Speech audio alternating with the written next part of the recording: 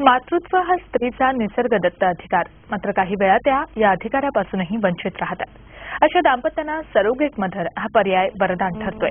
ठाण्यात याच पर्यायानं एका दाम्पत्याला अपत्य प्राप्तीचा आनंद मिळालाय. ओरिजिन फर्टिलिटी सेंटरनं हा पर्याय उपलब्ध करून दिलाय.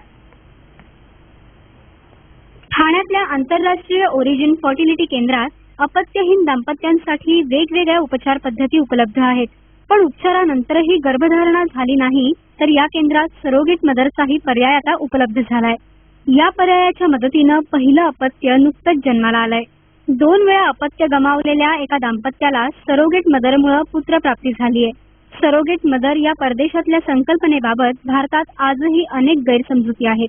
गर्भाशय भाड्यानं घेणं किंवा देणं या गोष्टी इथल्या पालकांना पटवणं आव्हान असल्याचं डॉक्टर माने सांगतात.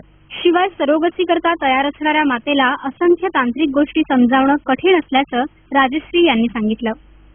जो टेस्ट ट्यूब बेबीचा भाग झाला किंवा प्रेग्नन्सीची देखभाल जी काही अँटीनेटल केअर असते त्याचा भाग झाला, डिलिव्हरीचा खर्च, हे खर्च तर आहेत.